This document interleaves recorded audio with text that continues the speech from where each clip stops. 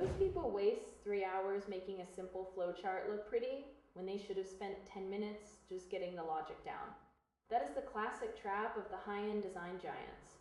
You get lost in the hex codes and the pixel alignment before you even know if your business idea actually makes sense. This is exactly where a tool like Whimsical enters the conversation. It has been popping up in every design circle lately. I wanted to know if it actually earns the massive hype it gets. I spent a long weekend going deep into the features to see if it holds up under pressure. The first thing that jumps out is the aesthetic, and this tool is gorgeous by default.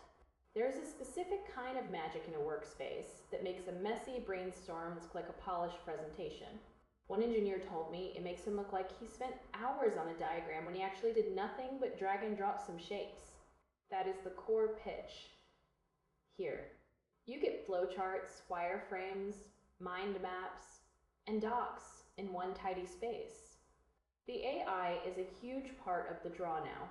It can rough out a wireframe from a simple text prompt. That kind of speed is lovely for the early planning stages.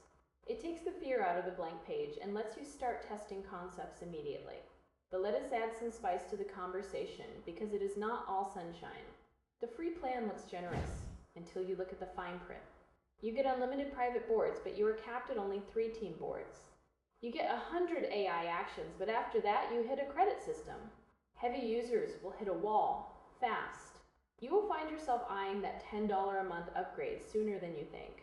There are also some annoying quirks that might break your workflow. Board types are locked. A flowchart cannot suddenly become a wireframe.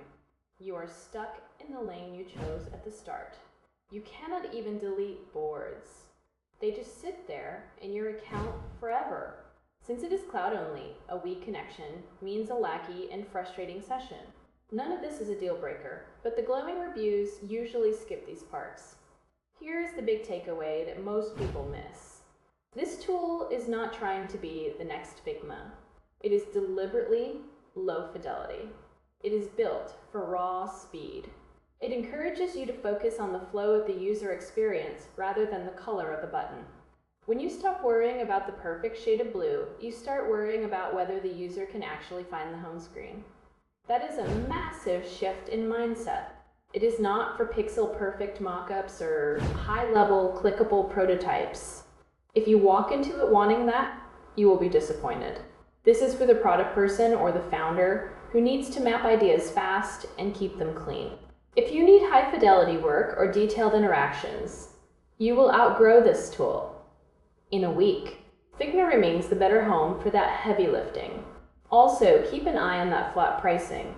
It can sting depending on your budget and location. Test the free tier first. See if those limits bother you. It is not for everyone, but for the right person, it is a total joy to use. Now you know the score.